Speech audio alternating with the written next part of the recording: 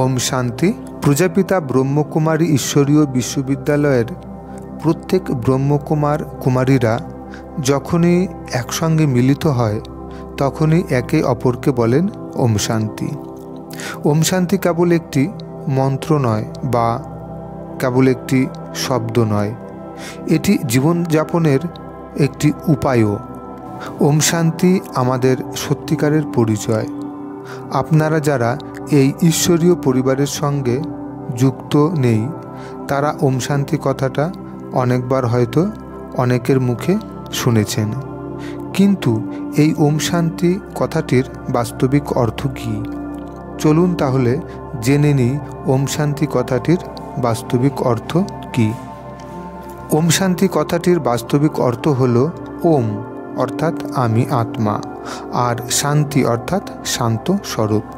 তাহলে ওম শান্তি কথাটির বাস্তবিক অর্থ দাঁড়ালো আমি আত্মা, শান্ত স্বরূপ।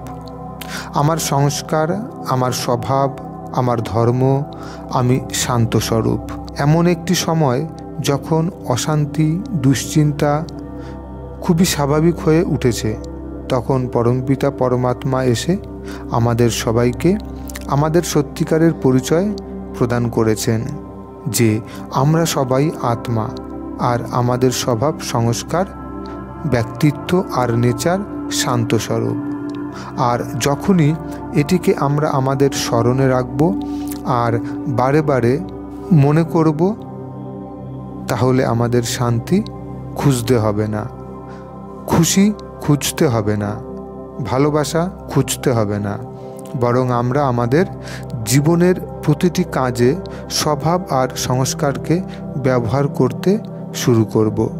তখন সুখ, শান্তি, ভালোবাসা, প্রেম নিজের মধ্যেই অনুভব করতে শুরু করব, তেমনি অন্য সকলকে অনুভব করাতে সক্ষম হয়ে উঠব।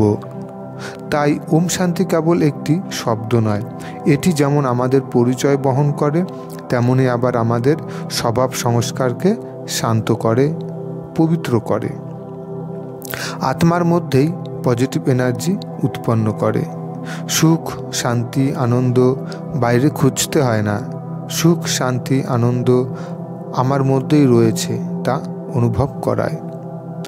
আসুন আমরা প্রত্যেকে ওম শান্তি কথাটি সর্বদা মনে রাখি আর সকলকে ওম শান্তি বলে সকলের বাস্তব পরিচয়টি মনে করিয়ে দিই, যাতে আমরা প্রত্যেকে শান্ত স্বরূপ হয়ে উঠি এবং নিজেদের মন থেকে ক্রোধ, হিংসা, দুশ্চিন্তার মতো আসুরিক অবগুণগুলি ত্যাগ করি।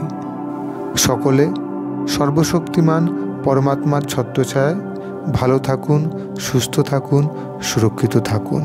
ধন্যবাদ।